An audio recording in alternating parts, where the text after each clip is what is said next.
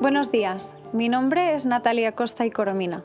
Soy educadora de cambio climático con formación de la Universidad de California en Berkeley y también trabajo en finanzas para la mitigación y adaptación al cambio climático.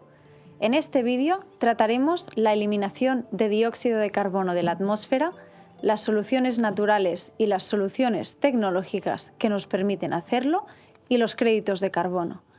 También indagaremos sobre qué es lo que funciona y qué es lo que no funciona cuando queremos realmente tener un impacto sobre el cambio climático.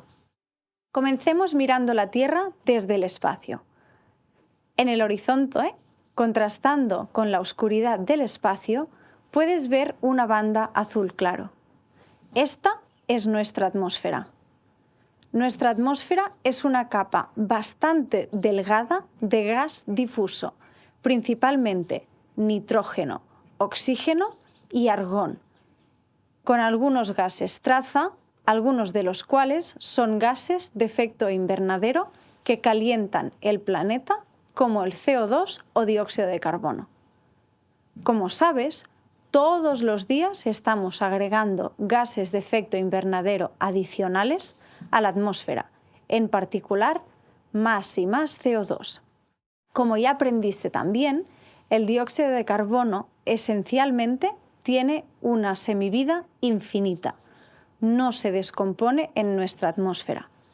El resultado es que a medida que agregamos más CO2 a nuestra atmósfera, básicamente este no tiene ningún lugar a donde ir. No escapa al espacio. Todo al contrario. La concentración de CO2 simplemente sigue aumentando, calentando el planeta y llevándolo a temperaturas cada vez más altas. Habrás oído la expresión de que la naturaleza es muy sabia. Y esta expresión también es verdad en los mecanismos que tiene la Tierra para autorregularse. Por ejemplo, hay procesos geológicos naturales que eliminarán permanentemente el CO2 de la atmósfera, pero desafortunadamente son muy lentos. Y ni tú, ni yo, ni muchas generaciones vamos a poder ver los resultados de sanación de la Tierra. En las últimas décadas nos hemos dado cuenta de que en nuestra atmósfera el carbono, también en su forma de dióxido de carbono, es para siempre. Cuando sacamos el carbono almacenado en forma de combustibles fósiles en la Tierra y lo combustionamos agregando ese carbono en la atmósfera en forma de CO2, este permanecerá allí para siempre. ¿Recuerdas el efecto de las mantas? Una vez que dejemos de añadir CO2 en la atmósfera, el planeta se establecerá a una nueva temperatura más alta. Pero mientras no quitemos ese CO2, esas mantas, la Tierra permanecerá en esta nueva temperatura más alta durante cientos a miles de años. La ciencia está en acuerdo en que los efectos del calentamiento a causa del dióxido de carbono probablemente persistirán durante unos 10.000 años o más en ausencia de tecnologías no probadas aún para eliminar el dióxido de carbono de la atmósfera. Por lo tanto, la necesidad es obvia. Además de reducir la cantidad de emisiones, debemos eliminar el dióxido de carbono de la atmósfera. Los escenarios de cambio climático futuro asumen cada vez más el uso de tecnologías que pueden o podrán eliminar los gases de efecto invernadero, en particular el CO2 de la atmósfera. En estos escenarios de emisiones negativas se asume que en algún momento del futuro se emprenderán esfuerzos generalizados para eliminar el CO2 de la atmósfera y reducir su concentración atmosférica, empezando así a revertir el calentamiento impulsado por el CO2 a escalas temporales más largas. Esto es un poco abstracto, ¿verdad? Vamos a intentar simplificarlo por pasos. Primero de todo, ¿qué pasa con una tecnología de emisiones negativas? ¿Cómo la ponemos en contexto? Bueno, pues, para que la eliminación de dióxido de carbono sea viable, necesitamos 3 recursos que estén más o menos en el mismo lugar. El primero de ellos es una fuente de emisiones de CO2 y cuanto más concentrada, mejor. Es verdad que podemos sacar el CO2 directamente del aire a través de lo que se llama captura directa de aire o DAC, pero el aire no es una fuente muy concentrada de CO2, con solo alrededor de 420 partes por millón.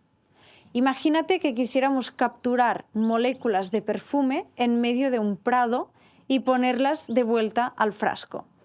Pues la escala de este proceso es similar. Una mejor fuente de CO2 podría ser una central eléctrica de carbón o gas natural como la que os muestro aquí.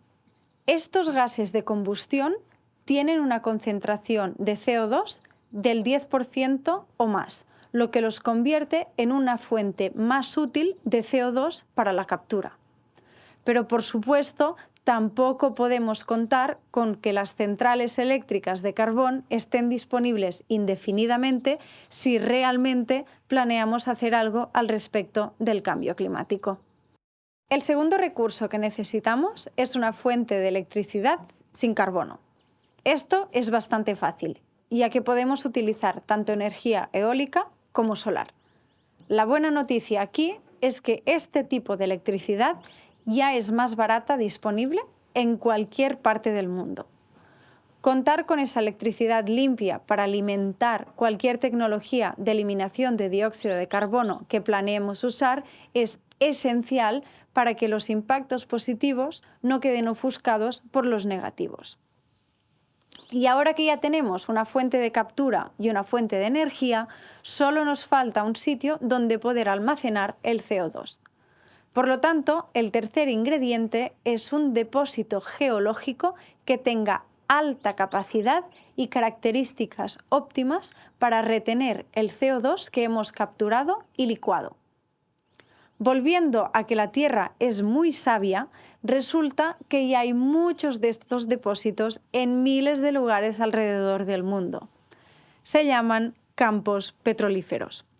Por definición, un campo petrolífero o gasífero es una formación geológica con mucha porosidad y algún tipo de roca de cobertura que mantiene los fluidos bajo tierra más o menos indefinitivamente.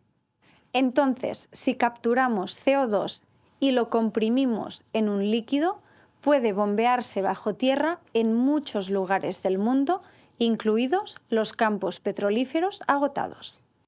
Lo que hemos estado describiendo en términos generales hasta ahora es lo que se llaman soluciones tecnológicas para la eliminación de dióxido de carbono. Estas soluciones tecnológicas son justo lo que dice su nombre, un método para tomar CO2, ya sea del aire directamente o de una fuente concentrada como una central eléctrica, comprimir el CO2 en un líquido y luego bombardearlo bajo tierra, todo utilizando energía limpia. Algunas de estas soluciones tecnológicas pioneras están operando hoy en día y muchas más están en etapas de desarrollo. Las soluciones tecnológicas tienen claros pros y contras. Las ventajas son que las soluciones tecnológicas funcionan absolutamente para almacenar CO2 bajo tierra y muy probablemente de manera permanente. Sin embargo, hay una gran desventaja en las soluciones tecnológicas y es que son muy caras.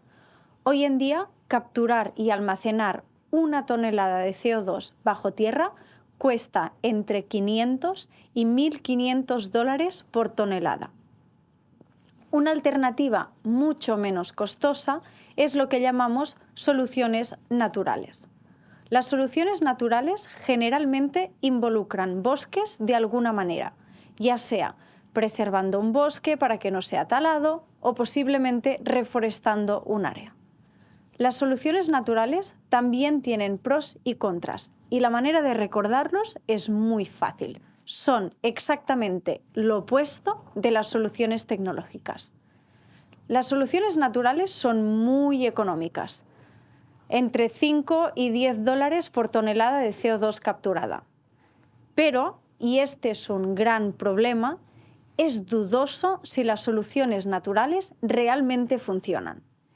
Entonces, Aquí tienes el panorama básico de las opciones de eliminación de dióxido de carbono. Soluciones tecnológicas que son caras y definitivamente funcionan, o soluciones naturales que son económicas y podrían o no capturar y almacenar realmente el CO2 tomado de la atmósfera.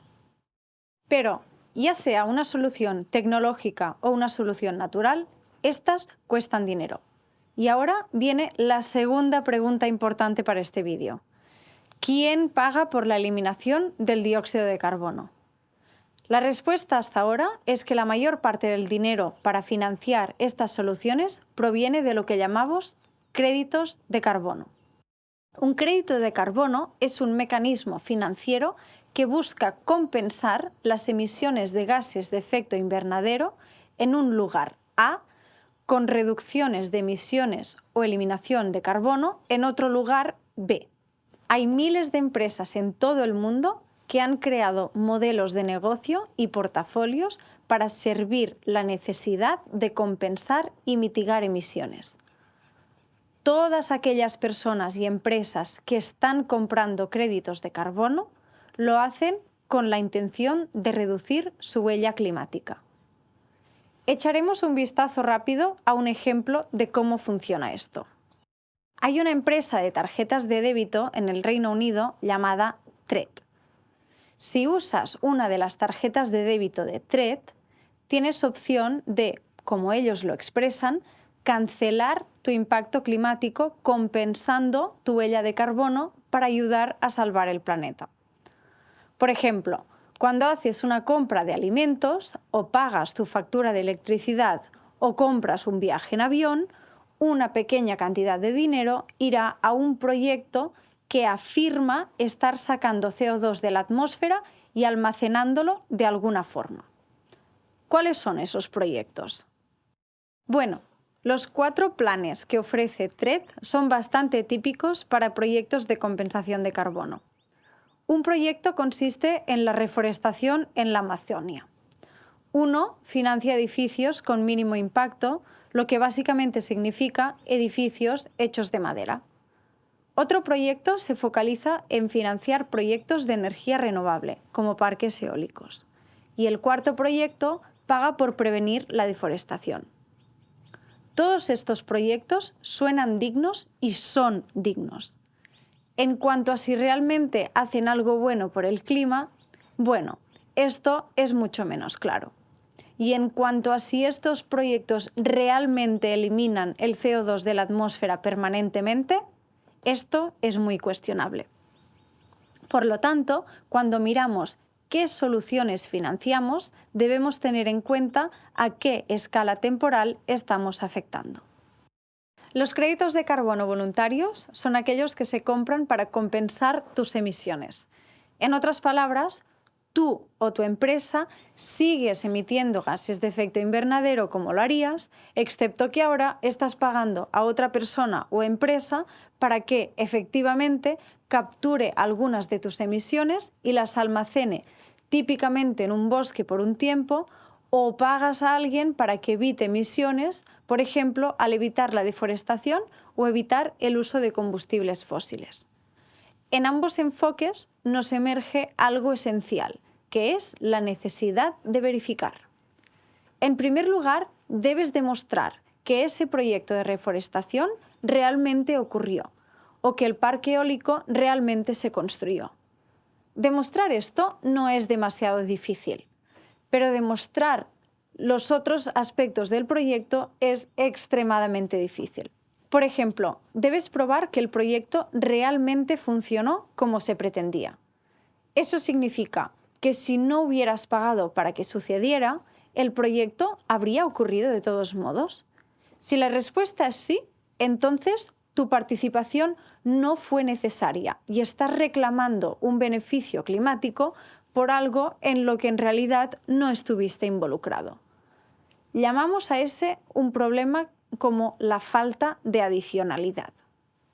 ¿Qué pasa si en cambio estuvieras pagando para que no se talara un bosque? Digamos que tu proyecto de prevención de la deforestación tuvo éxito.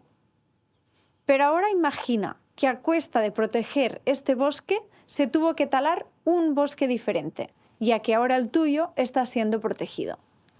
A esto le llamamos efecto fuga, ya que en realidad no logramos nada con los créditos que compraste.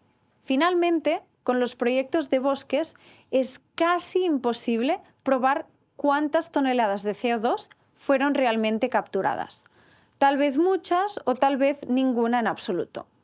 Para saberlo, deberíamos cortar los árboles y pesarlos, y esto básicamente rompe todo el propósito por el cual los plantamos en primer lugar. Pero hay aún un mayor fallo en todos estos proyectos. Es la incapacidad de probar que los efectos fueron permanentes. Después de todo, si pagaste por plantar un bosque y el bosque realmente se plantó y el bosque realmente capturó muchas toneladas de CO2 de la atmósfera como esperabas, si el bosque es talado 100 años a día de hoy, entonces no has logrado nada a escala permanente. Verificar esa permanencia, a menos que puedas dominar los viajes en el tiempo, es prácticamente imposible. Los problemas que acabo de describir se han entendido durante años. Hace casi 20 años se señaló que no hay vigilancia del mercado voluntario de carbono. Todavía no hay una buena vigilancia. Como resultado, es probable que las afirmaciones de neutralidad climática por parte de algunas empresas, individuos o organizaciones que compran estos compensadores sean erróneas, aunque bien intencionadas. Hoy tenemos absoluta confianza y certidumbre que el mundo no puede llegar a emisiones negativas solo con la compra de créditos y los proyectos que financian. No podemos tener una estrategia basada en pequeños cambios sin atacar la raíz del problema. Todas las emisiones eventualmente deberán ser eliminadas. Los críticos de los créditos y mercados de carbono nos presentan con algunos argumentos también válidos. En primer lugar, los créditos de carbono simplemente permiten que los ricos, quienes a menudo tienen mayores huellas de carbono, puedan compensar su responsabilidad climática sin ni siquiera tener que alterar sus vidas y actividades. Esto es como intentar parecer virtuoso porque uno se confiesa antes de misa, pero sigue pecando justo al salir. Pues lo mismo pasa con las emisiones. Pero a lo mejor un poco peor, ya que como acabas de ver, estos créditos pueden no estar haciendo nada en términos del problema climático. Y en segundo lugar, si comprar créditos es más barato que reducir emisiones, y para las soluciones basadas en naturaleza generalmente este es el caso, entonces las empresas no tendrán un incentivo para desarrollar prácticas más sostenibles. Entonces, si tú o tu empresa realmente queréis tener un impacto climático, centrarse primero en la reducción de emisiones es crucial.